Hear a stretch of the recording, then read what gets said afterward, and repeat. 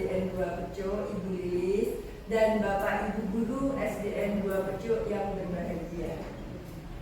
Puji syukur kehadirat Allah Subhanahu wa Ta'ala, di mana di pagi hari ini kita bisa berkumpul dalam acara diseminasi budaya positif yang akan saya lakukan. Pertama-tama saya ucapkan terima kasih atas waktu Bapak Ibu memberi kesempatan saya untuk memberikan sedikit materi yang sudah saya pelajari di pendidikan program guru penggerak. Selanjutnya langsung saja Ibu Bapak saya mulai deh. Siap Bapak Ibu? Siap. Nah, yang mau kita bahas adalah tentang budaya positif. Nah, konsep inti dari budaya positif itu sendiri yaitu perubahan paradigma belajar, disiplin positif, kebutuhan dasar manusia, motivasi perilaku manusia, posisi kontrol guru, serta segitiga restitusi. Ini baru bagi kita semua, bagi saya juga baru. Jadi mungkin ada beberapa istilah yang Bapak Ibu guru juga baru tahu. Betul atau tidak? Betul. Mungkin kecuali dia, kalau dia mungkin sudah paham sekali. Selanjutnya, pembelajaran dengan paradigma baru. Pembelajaran dengan paradigma baru merupakan pembelajaran yang dirancang berdasarkan prinsip pembelajaran berdiferensiasi sehingga para siswa didik belajar sesuai kebutuhannya berdasarkan tahap perkembangan sesuai teori psikologis modern untuk mewujudkan profil pelajar Pancasila. Nah, kemarin kita kan sudah melaksanakan kurikulum Merdeka untuk kelas 1 dan 4. Saya mau tanya dulu ke Bapak Ibu, kira-kira apa sih profil pelajar Pancasila? Terdiri dari apa saja Ibu Bapak kira-kira? Beriman, bertakwa, bernalar kritis, kreatif, bergotong royong, mandiri. Terima kasih. Selanjutnya, miskonsepsi tentang teori kontrol. Nah, ilusi guru mengontrol murid. Itu paradigma lama kita ya. Ilusi guru mengontrol murid. Ilusi bahwa semua penguatan positif, efektif, dan bermanfaat.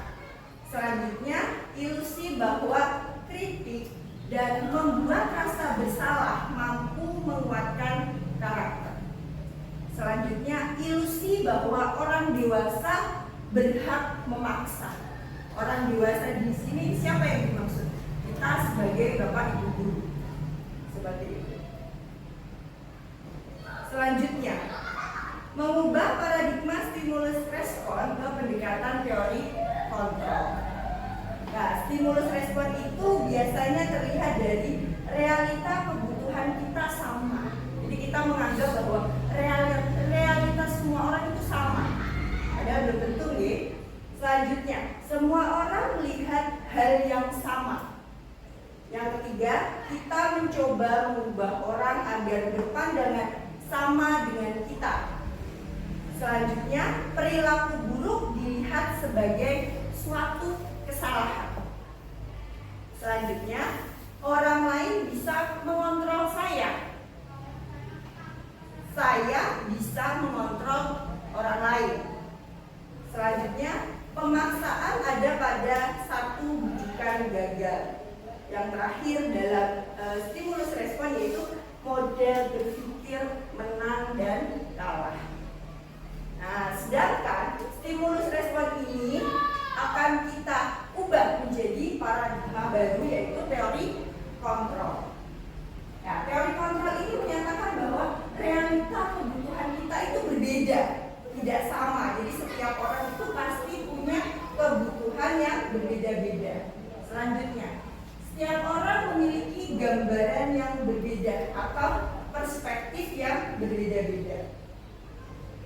Kita berusaha memahami pandangan orang lain tentang dunia. Jadi tidak melihat hanya sepemikiran kita, tapi kita juga mencoba memahami pemikiran orang lain. Selanjutnya, semua perilaku memiliki dua, baik itu perilaku yang baik, yang buruk. Kalau kita lihat baik dan buruk itu kan hanya pandangan kita, tetapi semua itu pasti ada tujuan atau alasan dari setiap orang itu berperilaku baik buruk maupun baik. Selanjutnya, hanya Anda yang bisa mengontrol diri Anda. Kira-kira betul tidak Bapak Ibu? Hanya kita sendiri yang bisa mengontrol diri kita sendiri. Betul atau salah? Betul. Karena mau ada dorongan dari luar seperti apapun, kalau kita tidak punya motivasi dari diri atau dari dalam diri kita sendiri, otomatis tidak akan berubah. Betul atau tidak? Jadi hanya kita sendiri yang bisa mengontrol. Mau kita jadi orang yang seperti apa, hanya diri kita sendiri yang bisa mengontrol. Selanjutnya, Anda tidak bisa mengontrol orang lain. Kolaborasi dan konsensus menciptakan pilihan-pilihan baru. Yang terakhir, model berpikir menang dan menang.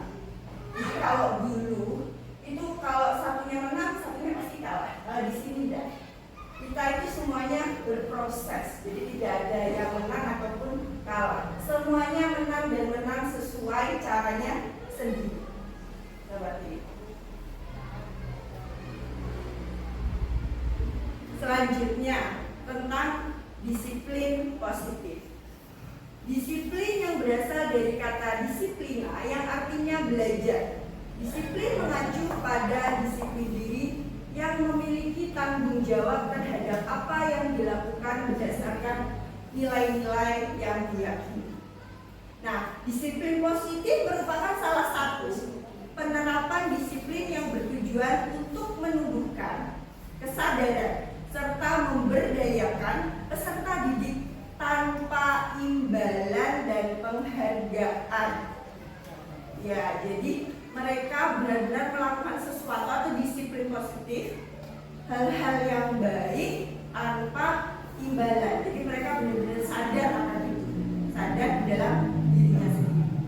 Selanjutnya, sebagai pendidik, tujuan kita menciptakan peserta didik yang memiliki disiplin diri sehingga mereka berperilaku mengacu pada nilai-nilai kebajikan universal. Nilai-nilai kebajikan universal itu sendiri adalah nilai-nilai yang dianggap baik atau disepakati baik oleh semua orang, baik itu suku, bangsa ataupun negara. Contohnya, misalnya disiplin positif yang diakui semuanya, kira-kira apa Bapak Ibu? Kira-kira disiplin positif.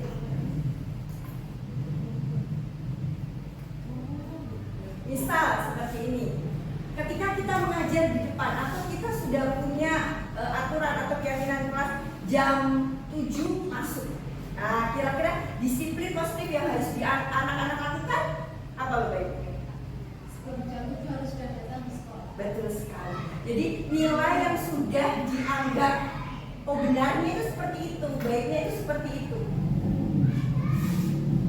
Bisa dimengerti Bapak Ibu. Nah, selanjutnya, dalam memiliki motivasi intrinsik, anak dalam disiplin positif itu anak-anak juga harus punya, kita terapkan disiplin motivasi intrinsik. Jadi kita tumbuhkan dulu motivasi itu muncul dalam diri anak tersebut.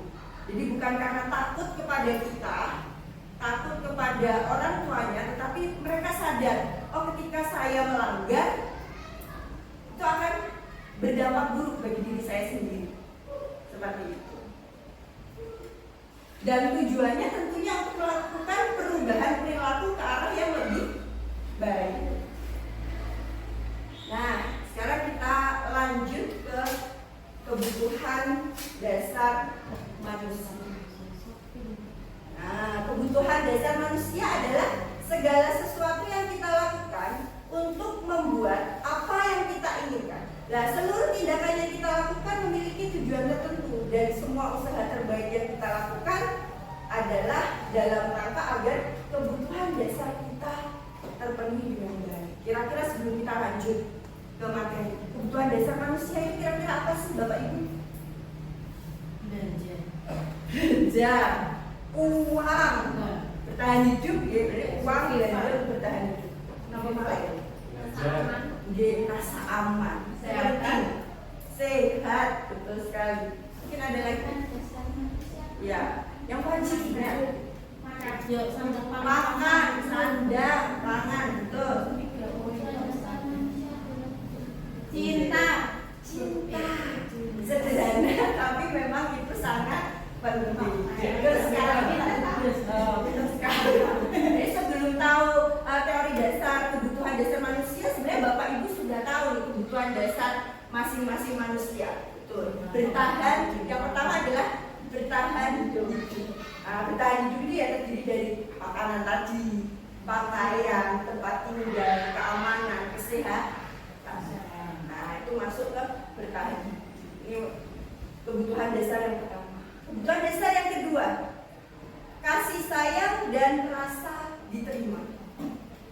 Menurut Bapak Ibu ini penting tidak? Penting banget ini. Penting banget. Jadi kasih sayang dan rasa diterima. Nah, rasa diterima, dipedulikan, berbagi, kerjasama, menjadi bagian dari kelompok itu masuk ke dalam kasih sayang dan rasa diterima. Selanjutnya yang ketiga, penguasaan. Itu kebutuhan dasar manusia yang ketiga, yaitu penguasaan. Itu terdiri dari harga diri, keinginan untuk dianggap, memimpin, berprestasi, diakui dan didengar. Jadi diakui atau tidak, manusia pasti butuh kebutuhan dasar ini, yaitu penguasaan. Betul apa tidak Bapak Ibu? Yang keempat, kebebasan. Jadi walaupun hidup itu penuh dengan aturan, pasti manusia punya ada rasa bebas. Nah, kebebasan itu sendiri terdiri dari mandiri, jadi memiliki pilihan. Jadi kita senang kan kalau kita diberi pilihan, tidak langsung kamu A, kamu B, kamu C. Jadi manusia lebih suka diberi pilihan. Tapi kadang bingung terlalu banyak pilihan. Terlalu banyak Dari satu orang sekalian.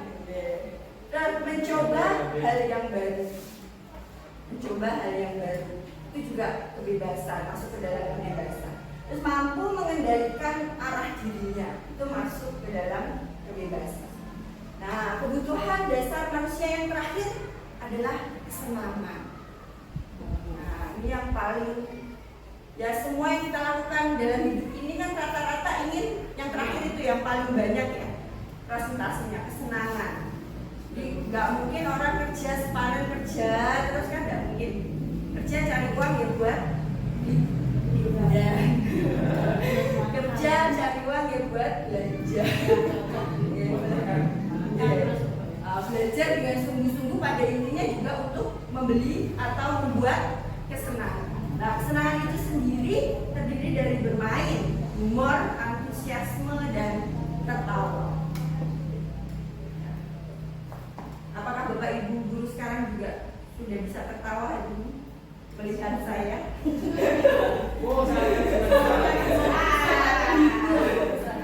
Sangat terhibur sekali. Kita lanjutkan. Nah, sekarang motivasi perilaku manusia. Jadi yang memotivasi atau yang menjadi alasan manusia itu yang pertama adalah untuk menghindari ketidaknyamanan hukuman. Jadi biasanya alasan mereka itu disiplin ya, yaitu untuk menghindari ketidaknyamanan dan hukuman. Oh, aku berangkat jam 7 sebelum jam 7.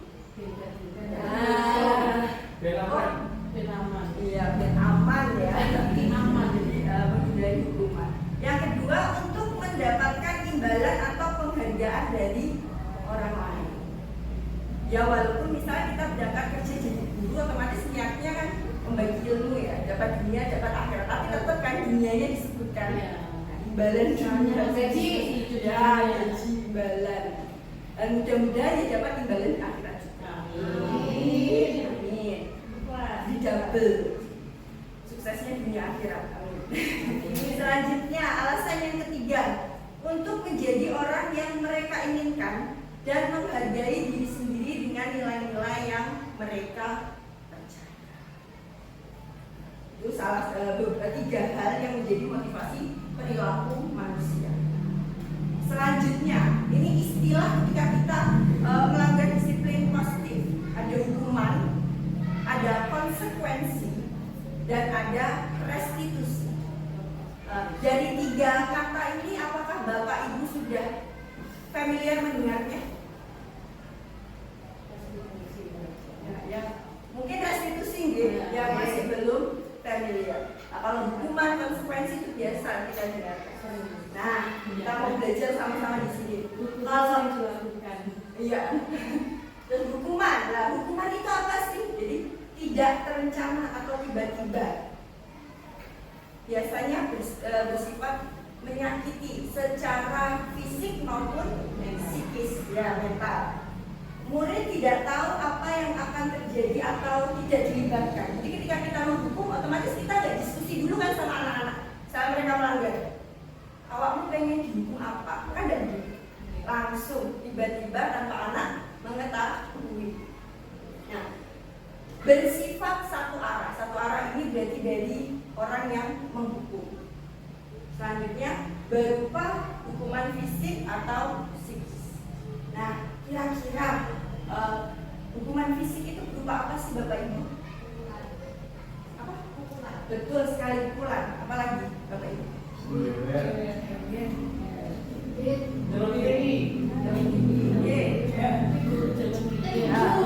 Tinju, apalagi? Disuruh bersih-bersih.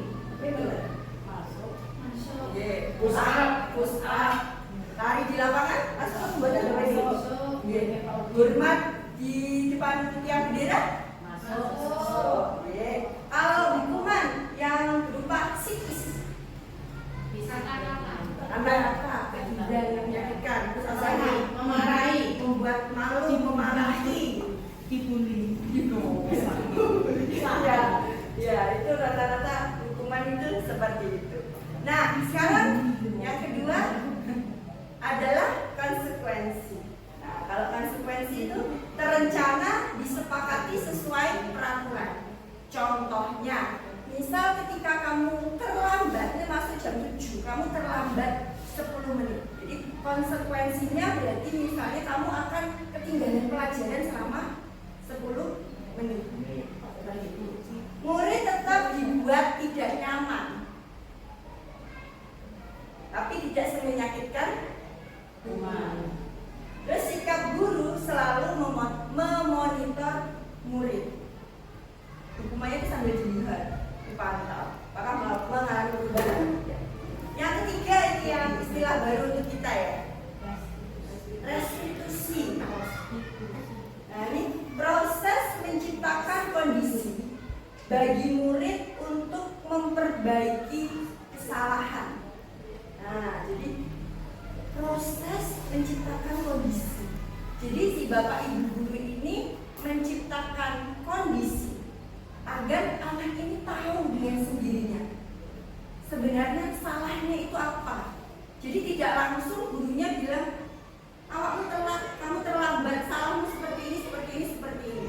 Tetapi kita buat skenario atau kondisi di mana anak itu sendiri mengungkapkan kesalahannya.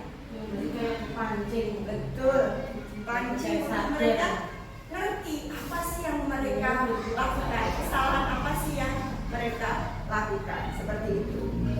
Selanjutnya proses kolaborasi yang mengajarkan murid untuk mencari solusi sendiri. Nah, ini yang membedakan dengan hukuman dan konsekuensi. Jadi ketika kita membuat kondisi, anak itu menyadari apa sih kesalahannya, mau mengungkapkan sendiri apa sih salahnya. Nah, yang selanjutnya kita lakukan adalah berkolaborasi dengan siapa? Si anak tersebut.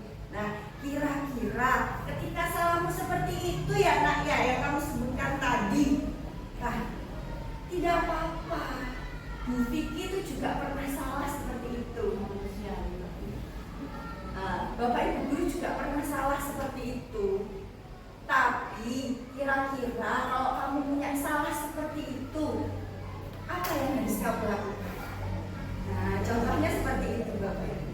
Jadi memancing mereka itu untuk mencari solusi atas kesalahannya sendiri. Jadi bukan langsung kita secara satu arah memberi hukuman atau konsekuensi. Itu restitusi. Nah, kontrol guru. Nanti saya akan tanyakan kepada Bapak Ibu, ini yang biasa dilakukan kira-kira yang mana? Jadi harus jujur nih, harus jujur nih. Jujur itu jujur. Nah, jadi 5 posisi kontrol guru itu ada 5. Yang pertama adalah penghukum. Nah, tapi pasti kita semua entah itu pernah atau tidak pernah pasti menyadari pernah melakukan penghukum. Jadi langsung memberikan hukuman secara satu arah. Selanjutnya yang kedua adalah membuat merasa bersalah. Jadi biasanya guru itu suka gini, ya Allah Le, kamu tuh begitu jadi Bu Vicky nanti dimarahi. Kok masmu kotor sekali nanti Bu Vicky. Nah, jadi membuat mereka merasa bersalah. Nah, posisi kontrol yang ketiga adalah menjadi teman. Jadi kita memposisikan diri kita sebagai guru itu menjadi teman. Jadi sebenarnya semua posisi ini ada baik buruknya, ada positif negatifnya. Jadi kalau teman ya kadang kita bisa lebih akrab dengan anak-anak, tetapi mungkin anak-anak jadi biasanya tidak segan atau kadang terlalu berani seperti itu. Tapi juga ada sisi positifnya. Jadi ketika mereka punya masalah, kesulitan dalam pembelajaran, mereka akan lebih terbuka dengan kita. Itu posisi kontrol sebagai teman. Yang keempat, sebagai pemantau. Jadi memonitor. Dia ngeliat aja. Oh ini tadi anak ini salah, saya beri arahan, coba arahan yang saya berikan dipakai nggak sih? Nah itu berarti guru dalam posisi kontrol pemantau. Yang terakhir adalah manajer. Ini kita semua belajar untuk menuju ke sini. Saya pun juga belajar untuk menuju ke sini. Tapi yang ada manusiawi ya, yang kita pernah jadi pemantau, komandan. Rata-rata semua pasti mengalami 5 posisi. Betul. Tapi cita-cita kita bersama pasti ingin jadi sosok guru yang punya bisa jadi posisi manajer. Manajer tadi berarti yang melakukan restitusi tadi. Jadi ketika anak melakukan kesalahan tidak langsung memberi hukuman, tetapi kita mengarahkan mereka untuk sadar dulu apa sih kesalahan mereka. Menyadarkan anak itu kan lebih sulit ya, betul ya. Jadi ketika kalau kita cuma mendikte, oh kamu itu baiknya harus begini, harus begini, harus begini, itu mudah. Tapi kan jarang anak yang seperti itu, yang mau nurut langsung 100%. Jadi mereka taat ketika ada kita, ada orang tuanya. Tetapi bagaimana kita menanamkan hal-hal baik itu ketika orang tuanya tidak ada, gurunya nggak ada, mereka tetap merasa oh yang saya lakukan ini tidak betul, oh salah. Kalau saya melakukan ini yang akan terjadi dalam hidup saya. Ya, membuat anak seperti itu tentunya pasti sangat sulit, Tapi mudah-mudahan kita semua bisa jadi posisi kontrol sebagai manajer. Manajer bukan posisi di kantor gitu. Nah, sekarang contoh penerapan 5 posisi kontrol. Nah, materi ini nanti setelah ini saya akan kasih sedikit Bapak Ibu tebak-tebakan setelah ini. Jadi biar gak bosan bikin saya. Nah, siap Bapak Ibu? Siap. Oke. Ini kasusnya. Guru pulang motor kan gak boleh ya. Iya, betul. Dulu saya udah ngantuk pada juga saya. Tadi udah macam. Sekarang kasusnya. Ini kasusnya kira-kira saya bikin seperti ini. Siswa tidak memakai atribut lengkap saat upacara bendera. Ini kasus yang sering terjadi. Sangat relate sama sekolah kita. Betul apa tidak Bapak Ibu? Nah, kalau kita memposisikan diri sebagai penghukum, ini contohnya. Hormat pada bendera selama 1 jam. Nah, kamu nggak bawa dasi, hormat kamu. Seperti itu. Kalau kita memposisikan diri sebagai penghukum. Yang kedua, membuat rasa bersalah. Ini ada beberapa dialog atau stepnya seperti ini. Tanya dulu Bapak Ibu dulu. Berapa kali ibu bapak harus memberitahu kamu? Kok panggah? Nyari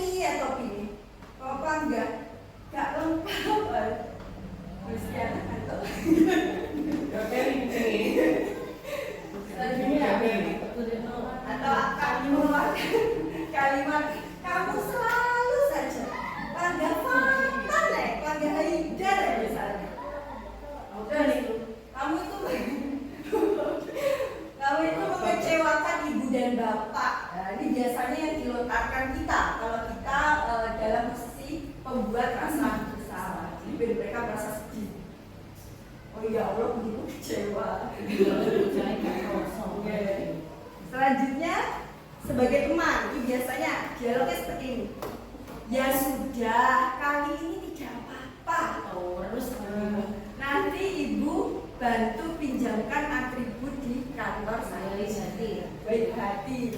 Maksudnya dia dekat, sadar, tapi kadang kan anak yang tidak sadar-sadar.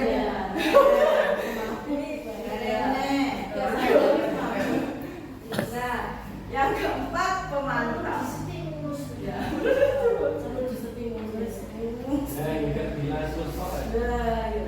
Selanjutnya pemantau. Biasanya gini. Peraturannya apa? Apa yang telah kamu lakukan? Sudah berapa kali kamu tidak memakai atribut? Jadi gurunya itu ngitungin. Misalnya sifatan 10 kali ya 3 kali.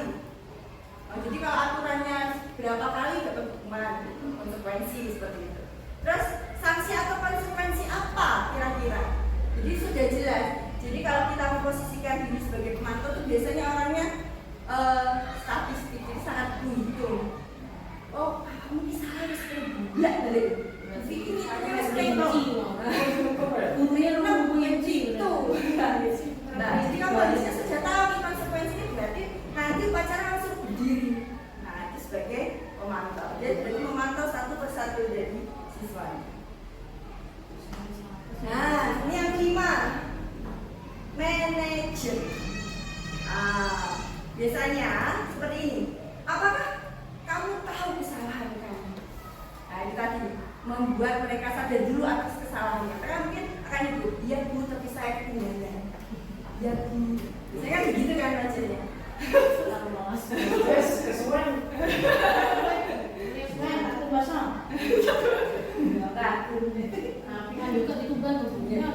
Setelah itu pasti nanti dialog selanjutnya akan seperti ini. Lah, Bu Vivi di sekolah pernah dari Nurwi sama kayak kamu, pernah melakukan kesalahan sama seperti kamu.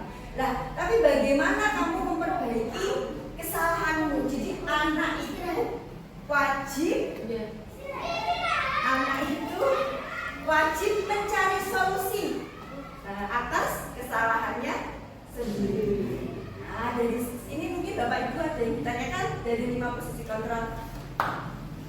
Ya, betul, pas. Lanjut. Semangat Ibu Listiana. Nah, yuk kita masuk ke biar gak ngantuk Bu Listiana. Ya Bu. Ya, saya bagikan sticky note.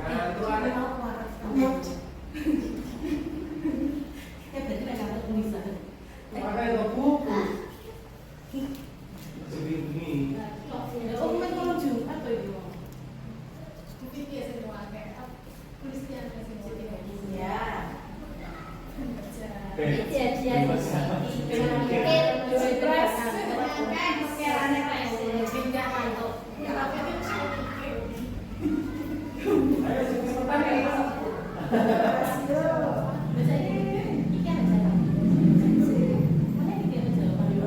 Jawabannya langsung.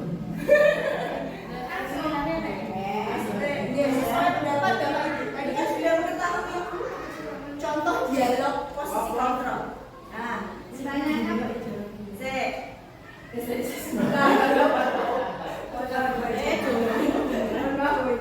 nah, tadi kan sudah saya jelaskan sedikit. Aku ulang, dan saya ulang.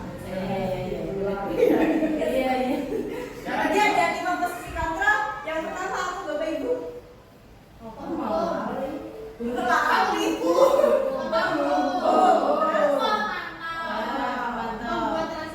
Membuat rasa bersalah. Teman. Terus pemantau. Coba urut Bu. Kita ulang sama-sama yang pertama.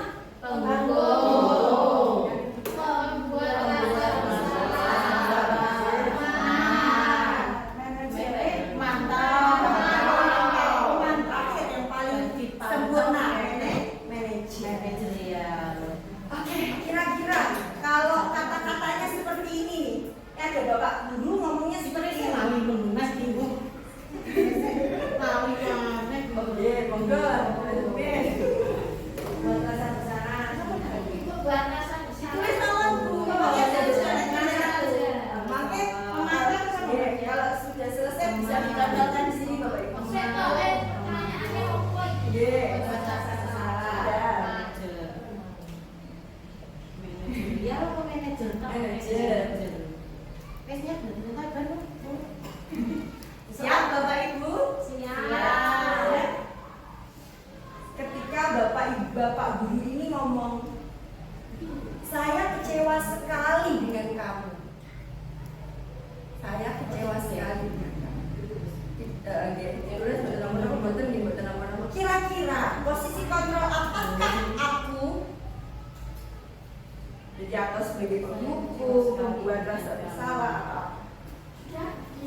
Dia monggo ditempel Bapak Ibu.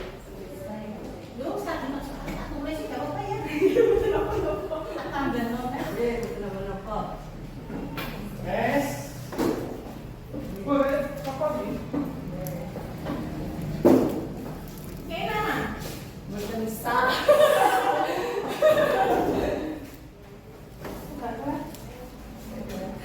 Buat apa nih?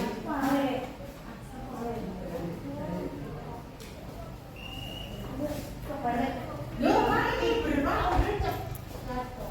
Wes, wes pikir aja. Macam ini. Wah, Pare ada. oh ngomongnya jangan senengane ya. Kumpul deh. Ya, iya. Ya, kumpul.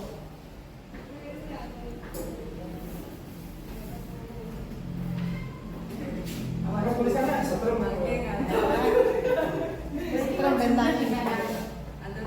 Nah, coba ya jawaban dari Bapak Ibu guru. Saya kecewa sekali dengan kamu. Jadi pembuat rasa bersalah. Luciana. Pembuat rasa bersalah, pembuat rasa mengamat. Ini apa ini? Membuat rasa bersalah, membuat rasa bersalah. Kira-kira ini jawaban Bapak Ibu hampir 80%. Kira-kira apa? Posisi kontrol apa? Membuat rasa Masalah. Saya kecewa sekali dengan masalah. Jadi untuk membuat anak itu punya rasa bersalah atas kesalahannya. Kita lanjut ya Bapak Ibu yang kedua. Nah, ini dialognya seperti ini. Kamu tidak pernah benar melakukannya.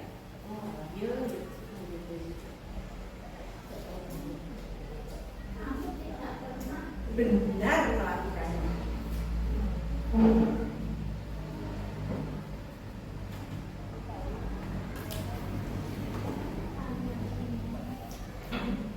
Oh, apa itu?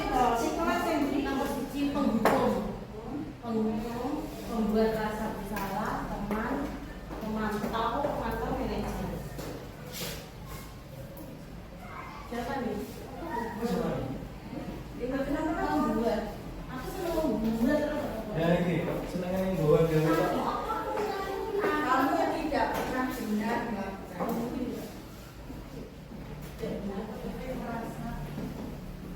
Bikin apa? Saya. Pemantau. Tulisannya bagus Bu. Pemantau. Terus pembuat rasa bersalah, penghukum, manajer, dan pembuat rasa. Membuat masakan. Coba betul apa? Ini saya bisa. Baik. Nah, kita temukan sama-sama ini karena jawabannya bervariasi. Ya. Balik, balik.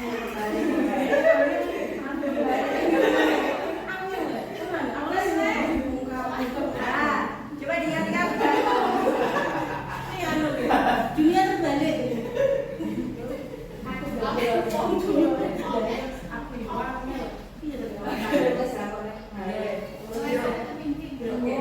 Coba kita ingat-ingat dialognya. Kamu tidak pernah benar melakukan. Kita kembali ke pakaian tadi.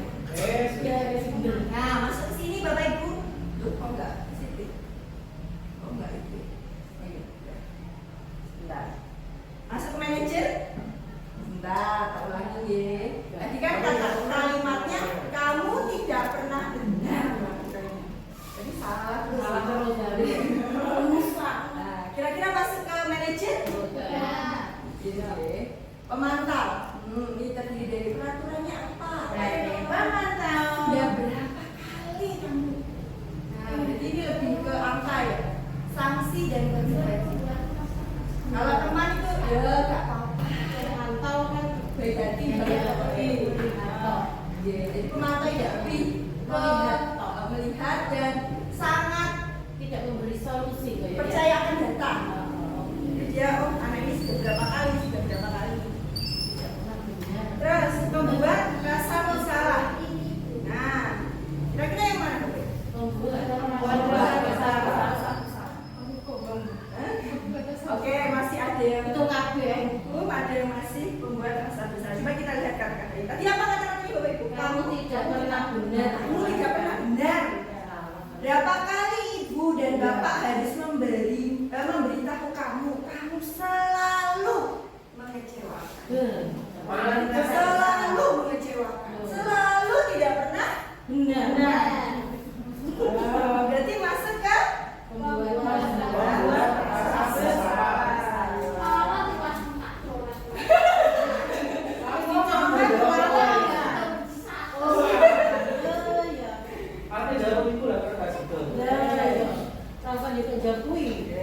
kita lanjut lagi.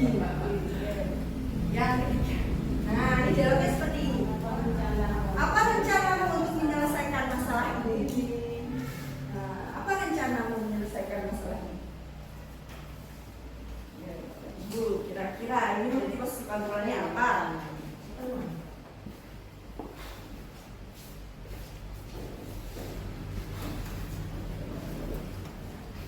Ayo bisa kan? Ayo. Susu ya? nomor 6. Senangnya sini kan?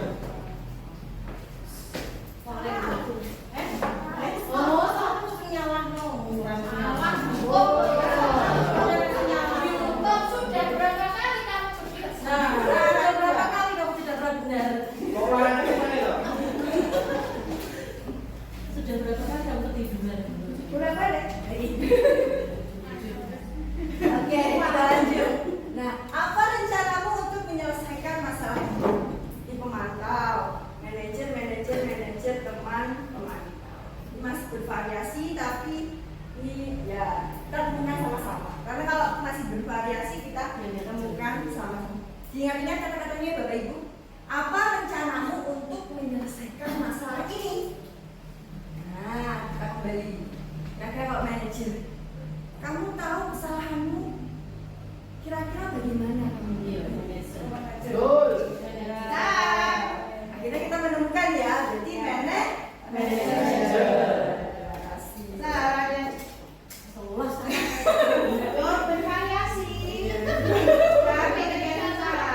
Berbeda-beda tapi pada sama menurut. Selanjutnya, masih tenang saja. Maksudnya apa masnya? Oh, kertasnya habis ya Bu. Dan ini kita sekolah dari satu ibu. Tangannya Masih sekolah. tapi saya habis berpikir kertasnya.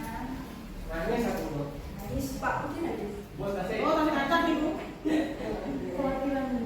Nah lanjut, pastikan apakah aku? Ayolah lakukan demi bapak atau ibu ya. Ayolah lakukan demi bapak atau ibu ya.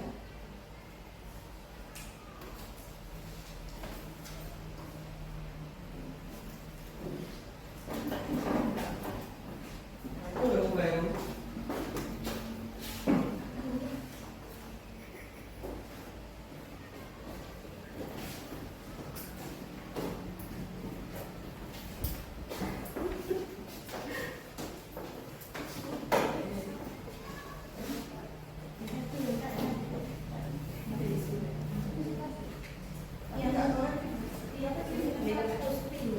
Kebalik Pak, kalau kayak bahasanya.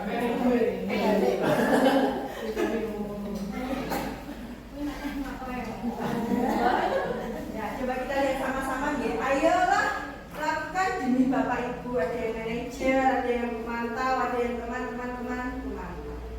Masih bervariasi. Tapi dari suwi ini. Berbeda-beda tetap saja.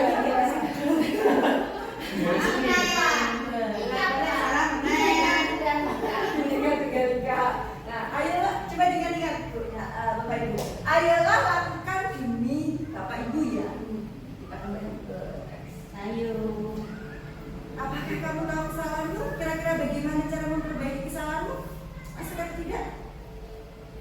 Tidak. Teman-teman, pemantau. Apa yang telah kamu lakukan? Sudah berapa kali kamu? Sanksi konsekuensinya apa? Aku mau soalnya lali. Ayo. Masuk. Ayolah, tapi Tidak demi masuk. Bapak Ibu. Tidak masuk ya? Masuk betul?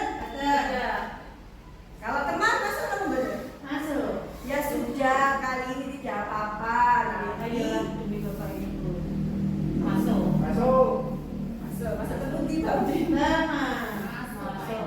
Coba kita cek yang lainnya. Membuat rasa bersalah. Tidak. Tidak. Betul ya, penghukum ya betul ya. Teman. Teman. Jadi di berapa orang? Tiga orang. Oke, saya betul kali ini.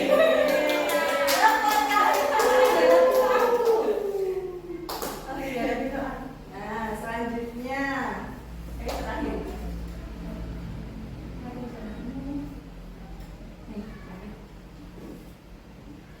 Dialognya seperti ini. Kamu tidak pernah mendapatkan nilai jika tidak mengerjakan tugas. Gak tak biji ya awak mereka. Gak ada tugas. Kata-katanya seperti ini. Jadi si guru tersebut kalau tanya kamu tidak pernah mendapat nilai jika tidak mengerjakan tugas. Taksi.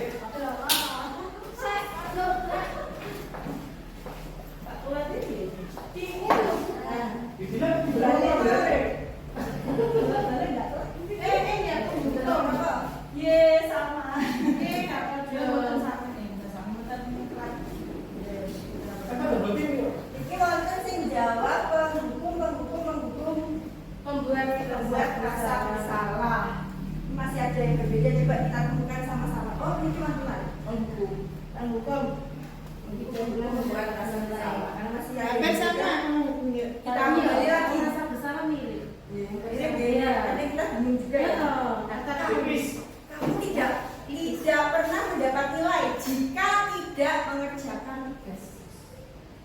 Mirip sama menghukum. Manajer, mungkin aku tidak? tidak. Pemantau tidak mungkin, kan tidak menghitung ya. Teman, Tidak. teman kan slow banget ya. Buat rasa berapa kali ibu harus beritahu kamu selalu mengecewakan. Jadi kata-katanya seperti apa Bapak Ibu? Kamu tidak dapat nilai bila tidak mengerjakan Betul. Berarti maksudnya kan rasa bersalah. Penghukum kan fisik. Mesa, Iya. dan Iya. Membuat Membuat rasa bersalah. Kalau membuat rasa bersalah itu biasanya kamu kecewa Bu Vicky loh. Awakmu nggak kerjakan, Bu Vicky ini kecewa sekali loh. Sedih loh Bu Vicky punya murid kok nggak kerjakan tuh. Sampai gara-gara kami tadi biji. Itu kan bukan fisik ya, bukan psikis. Masuk. Masuk Budi kira-kira Bapak Ibu? Membuat Penghukum kalau membuat rasa bersalah? rasa bersalah. Kalau penghukum itu sudah Penghukum itu iya, langsung langsung dulu. Nah, mau kata-katanya seperti apa Bu? Bapak Ibu? Kalau tidak mengerjakan tugas tidak akan mendapatkan. Kamu tidak akan mendapat nilai jika tidak mengerjakan tugas. Penghukum. Ada konsekuensinya. Iya, karena ada Tapi kan nilai tidak hanya pada tugas, ya kan? Tapi langsung drop buat psikis kira-kira anak seperti itu kan. Kira-kira psikisnya drop loh. Ya tergantung nilainya apa. Yang itu loh bingungnya antara itu loh. Soalnya sama-sama dia itu membuat si siswanya itu Dia tapi Merasa tidak nyaman. merasa tidak Tidak nyaman. nyaman. Betul. Ada Kalau zona. hukum itu dapat cuma langsung di Iya. satu arah yang tidak hanya dari fisik aja tapi dari psikis. Ada membuat malu, Iya. tulang gimana nih seperti itu. Iya. Itu juga masuk dalam hukum. Kalau membuat rasa bersalah ke konsekuensi. Masalah kamu tak bisa ini gitu. Jadi sama kita salah loh. Kalau tidak begini kamu begini. Kalau konsekuensi ya benar, gara-gara dia nggak biji. Tapi kata-katanya mau beri. Kalau tidak mengerjakan, kamu tidak dapat nilai ya. Kamu tidak akan pernah mendapat nilai jika tidak mengerjakan tugas. nah, kira-kira Bingung. Apa ya? PRJ, PRJ, jadi mau ada 4 penghukum dan 1 rasa.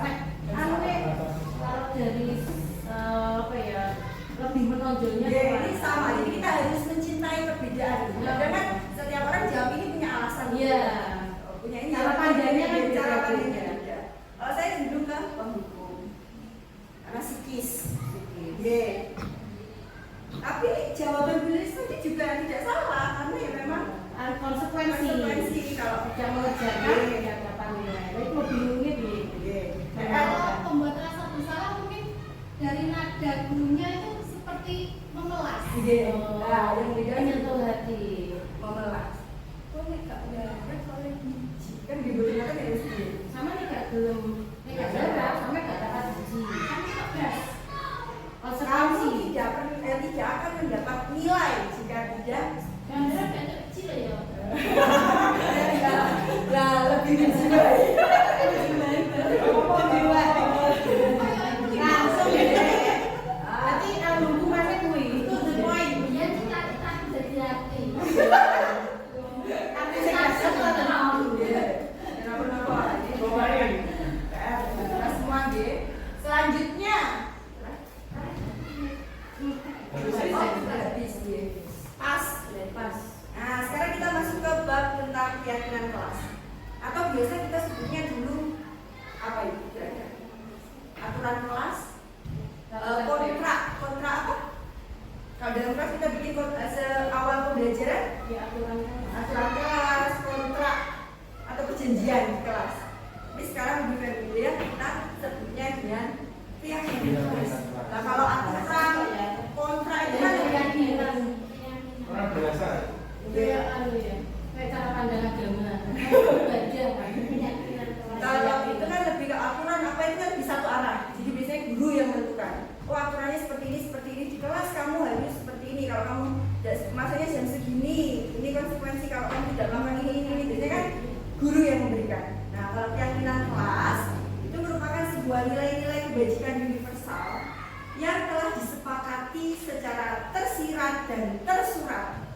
Lepas dari adanya latar belakang suku, negara, bangsa maupun agama. Nah, keyakinan itu dibuat secara bersama-sama dengan seluruh siswa yang mempunyai nilai-nilai kebajikan yang dapat dipercaya. Jadi biasanya kalau kita bikin aturan kelas kan kita langsung bikin sendiri, kita ketik, langsung kita tempel di kelas untuk ditaati anak-anak. Seperti itu nih Bapak Ibu. Biasanya. Tiga biasa. Biasanya. Ya. Lebih praktis biasanya kan kita sudah siapkan semuanya dari sebelum awal pembelajaran. Nah, tapi dalam keyakinan kelas ini untuk mewujudkan, menumbuhkan anak itu sadar sendiri.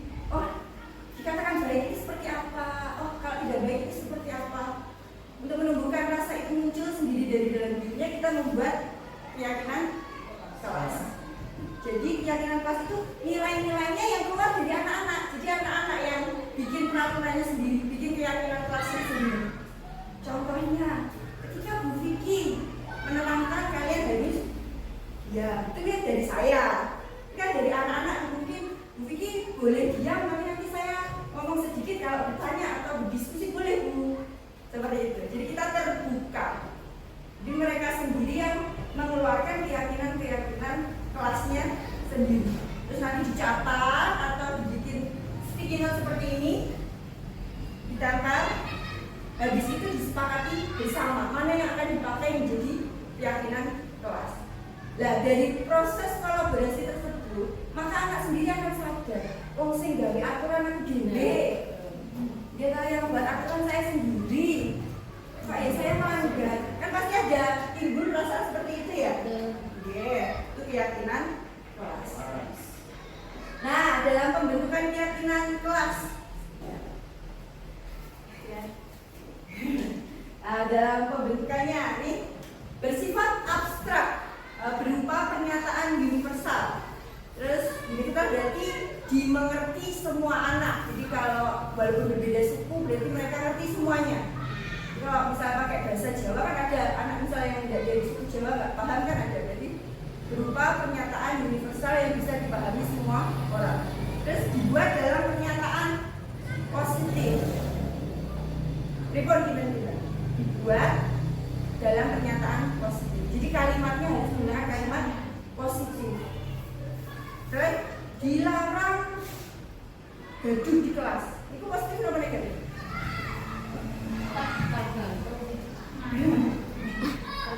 Biasanya santun yang maksudnya. Jadi kalimatnya itu terdengar negatif lah. Itu kan juga teori ya. Jadi anak itu biasanya kalau sering mendengar kalimat negatif itu kan akan lebih terekam. Maka dalam keyakinan kelas kita menggunakan pernyataan positif. Misalnya kita intinya melarang mereka untuk rame kalau tidak mau belajar. Kalimat positifnya seperti apa Bapak Ibu kita? Tolong jangan ramai di kelas. Bisa. kita tulis di kan secara tersirat dan tersurat. Jadi harus nanti setelah disepakati ditulis dalam bentuk keyakinan kelas. Kalimatnya seperti apa kira-kira? Ciptakan kelas yang suasana kelas yang kondusif, Betul. Betul sekali. Luar biasa. Tepuk tangan. Lebih enak didengar daripada dilarang ramai saat pembelajaran. Sama ciptakan, apalagi drama yang ngomong gitu. Adem, gitu ya. Bahkan suasana damai di kelas. Nah, dari sini sudah mengerti ya pernyataan positif. Oke, lanjutnya sedikit saja agar mudah diingat. Nah, jadi sedikit kalimatnya langsung to the point. Sesuai dengan kondisi kelas dan sekolah sehingga mudah diterapkan. Yang terakhir, semua warga sekolah dan warga kelas dilibatkan saat membuat keyakinan kelas. Nah, jadi keyakinan kelas itu tidak di kelas saja, bisa kita lakukan di sekolah. Mengisi ibu. Nah, jadi bisa misalnya ibu kepala sekolah kita rapat, kita bikin aturan, sama-sama nanti mengeluarkan opininya masing-masing. Ada atau tidak adanya kepala sekolah, berarti jam pembelajaran harus sudah dimulai jam 7. Itu masuk Seperti itu. keyakinan ya. Jadi bisa dilakukan di kelas ataupun di sekolah. Masuk. Selanjutnya, segitiga restitusi. Bapak Ibu familiar mendengarnya? Dia mungkin familiar. Yang lain, report mungkin pernah mendengar. Tahu saya segitiga bermuda. Ibu untuk siapa? Cakra atau Kristiana. Nah, 3 pintu. Mungkin minggu deh Pak. Nah, segitiga restitusi tadi kan ada hukuman, ada konsekuensi, ada restitusi. Nah, restitusi itu sendiri ada tahapannya Bapak Ibu. Nah, tahapannya itu masuk ke dalam segitiga restitusi. Nah, suatu proses dialog. Jadi, suatu proses dialog yang diciptakan siapa? Kita sebagai pendidik, yang dijalankan oleh guru agar dapat menghasilkan murid yang mandiri dan bertanggung jawab. Nah, stepnya itu ada 3. Yang pertama, menstabilkan identitas. Jangan menanyakan dulu. Tanya dulu. Kira-kira salahmu apa sih tadi? Kira-kira kamu ngapain sih tadi? Menstabilkan identitas. Selanjutnya, menanyakan keyakinan. Nah, kalau kamu punya salah seperti itu, kira-kira kamu melanggar keyakinan kelas yang mana? Nah, yang nanti pada akhirnya mereka akan mencari solusinya sendiri. Yang kedua, menanyakan keyakinan. Yang ketiga, validasi tindakan yang salah. Jadi kalau salahnya seperti ini, kira-kira solusi yang diberikan anak-anak apa? Bisa dimengerti bagaimana? Jadi ini step ketika kita akan membuat restitusi. Jadi kan ada hukuman, konsekuensi sama restitusi. Stepnya gitu. Jadi menstabilkan dulu identitasnya, salahnya apa anak-anak. Kira-kira kamu salah apa sih tadi kok dipanggil ke sini sama Bu Vicky, sama Bu Emma? Nah, habis itu menanyakan keyakinan. Nah, kalau salahmu seperti itu, keyakinan kelas yang mana yang kamu langgar? Jadi dia tahu sendiri apa yang dilanggar. Jadi keyakinan apa yang dia langgar. Selanjutnya, validasi tindakan yang salah. Nah, kira-kira sudah tahu salahnya ini, keyakinan kelas yang dilanggar ini. Nah, cara menyelesaikannya bagaimana? Solusinya bagaimana? Seperti itu. Step-stepnya ada berapa Bapak Ibu berarti? 3. Selanjutnya, nah dalam menstabilkan identitas berdasarkan prinsip membuat kesalahan adalah bagian dari proses pembelajaran. Ini contohnya kita ngomongnya seperti ini, berbuat salah itu wajar, tidak ada manusia yang sempurna. Ibu bapak juga pernah melakukan itu. Ini biar anak-anak stabil dulu emosinya. Terus ibu bapak tidak mau mencari siapa yang salah, tapi ibu bapak ingin mencari solusi dari permasalahan ini. Kamu berhak merasa begitu. Jadi kita nggak langsung menghakimi ketika mereka melakukan salah langsung. Bocah kok terlambat nih? Pasti mereka punya alasan kenapa terlambat sekolah. Jadi kita cari alasannya dulu. Selanjutnya dalam validasi tindakan yang salah berdasarkan prinsip setiap perilaku berupaya memenuhi suatu kebutuhan tertentu. Nah, dialognya seperti ini Bapak Ibu. Kamu pasti punya alasan mengapa melakukan hal itu. Padahal kamu bisa melakukan yang lebih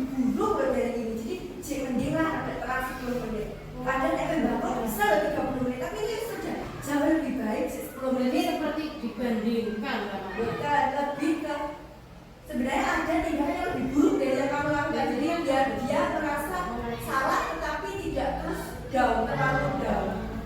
Nggak apa-apa, kemarin kan 30 menit ini sudah bagus, setelahnya cuma 10 menit. oh sampai 40 menit. Kalau kemarin kan sampai 30 menit sampai 1 jam. Aku patut bangga karena telah melindungi sesuatu yang penting buatku. Saya dia mengumpul temannya misalnya, itu karena mungkin melindungi dirinya atau apa, jadi bisa ada dialog seperti itu. Kamu patut bangga karena telah melindungi sesuatu yang penting. Jadi kita nggak langsung menyalahkan diri. Survival. Terus kamu melakukannya karena mempertahankan sesuatu yang penting bagimu. Selanjutnya yang ketiga, menanyakan keyakinan. Berdasarkan prinsip teori kontrol, bahwa pada dasarnya kita termotivasi secara intrinsik. Nah, ini apa keyakinan kelas kita, nilai-nilai yang telah disepakati bersama, apa? Terus seperti apa gambaran sebuah kelas yang ideal menurut kamu?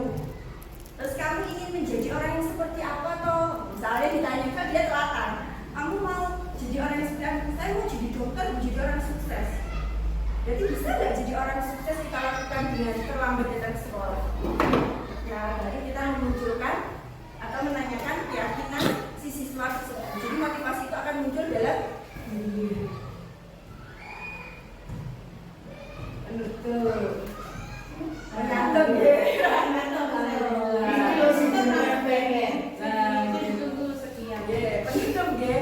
Nah, dalam penerapan program disiplin positif, hendaknya guru memiliki standar kepribadian. Jadi kepribadian itu berarti sikap kita.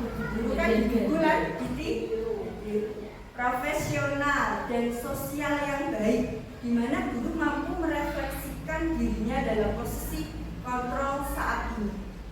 Bagaimana perjalanan dirinya sebagai among manajer yang menuntut murid-muridnya menjadi insan yang mandiri, merdeka, dan bertanggung jawab. Ini merupakan standar nasional pendidikan. Terima kasih Bapak Ibu. Tepuk tangan dulu.